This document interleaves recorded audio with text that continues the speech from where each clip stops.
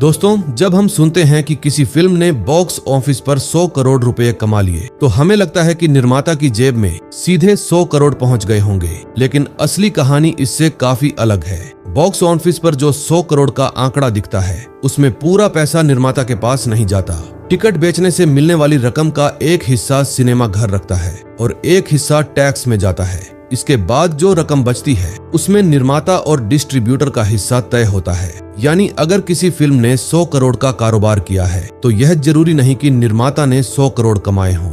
लेकिन असली कमाई सिर्फ थिएटर से भी नहीं होती। OTT, टीवी और म्यूजिक राइट्स से भी फिल्म को बड़ी रकम मिल सकती है। अब सवाल यह है कि 100 करोड़ कमाने वाली फिल्म आखिर फायदे में कितने करोड़ जाती है। अब मान लीजिए किसी फिल्म ने बॉक्स ऑफिस पर 100 करोड़ रुपए कमाए। सबसे पहले यह समझना जरूरी है कि बॉक्स ऑफिस का आंकड़ा आमतौर पर टिकटों की कुल बिक्री बताता है। इसे निर्माता की कमाई नहीं माना जा सकता। टिकट की रकम में टैक्स और सिनेमा घर का हिस्सा निकलने के बाद बची रकम डिस्ट्रीब्यूटर के पास जाती है। डिस्ट्रीब्यूटर और निर्माता के बीच पहले से तय समझौते के हिसाब से निर्माता को पैसा मिलता है। लेकिन यहाँ एक और बड़ा खेल है। अगर फिल्म बनाने में 80 करोड़ रुपए खर्च हुए हैं और निर्माता को थिएटर से लगभग 50 करोड़ रुपए मिले, तो फिल्म सिर्फ बॉक्स ऑफिस के हिसाब से फायदे में नहीं होगी। लेकिन अगर इसी फिल्म के OTT, टीवी और म्यूजिक राइट्स अच्छे दाम में बिक गए, तो पूरा हिसाब बदल सकता है। यानी फिल्म की असली कमाई जानने के लिए सिर्फ बॉक्स ऑफिस कलेक्शन देखना काफी नहीं है। अब आता है फिल्म की कमाई का एक ऐसा हिस्सा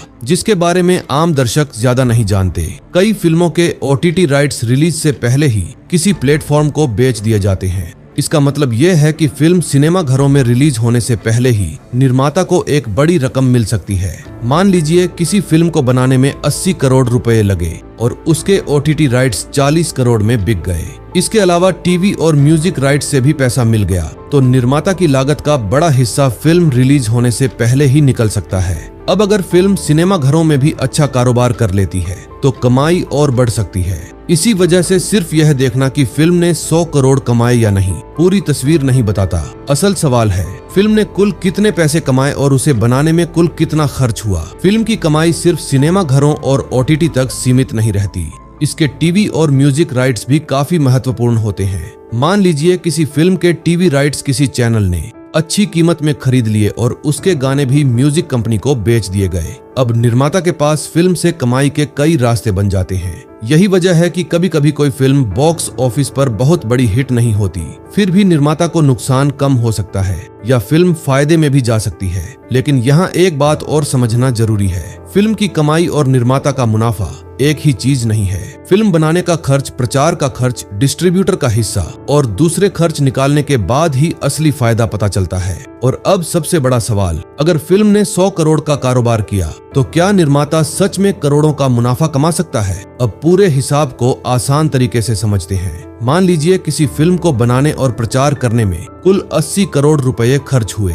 फिल्म ने सिनेमा घरों से 100 करोड़ का कारोबार किया। इसके अलावा OTT, टीवी और म्यूजिक राइट से भी अच्छी रकम मिली, तो ऊपर से देखने पर फिल्म काफी फायदे में दिखाई देती है। लेकिन निर्माता का असली मुनाफा निकालने के लिए सिर्फ 100 करोड़ में से 80 करोड़ घटा देना सही तरीका नहीं है, क्योंकि बॉक्स ऑफिस की पूरी रकम निर्माता के पास नहीं आती। डिस्ट्रीब्यूटर और सिनेमा घर का हिस्सा भी होता है और अलग अलग फिल्मों में समझौते अलग हो सकते हैं। इसलिए किसी फिल्म के 100 करोड़ क्लब में पहुंचने का मतलब यह नहीं कि निर्माता ने 100 करोड़ कमा लिए। फिल्म का असली फायदा जानने के लिए उसके कुल खर्च और कमाई के सभी स्रोत देखने पड़ते हैं। और यही कारण है कि फिल्म बिजनेस में दिखाई देने वाले आंकड़े और असली मुनाफे में काफी फर्क हो सकता है।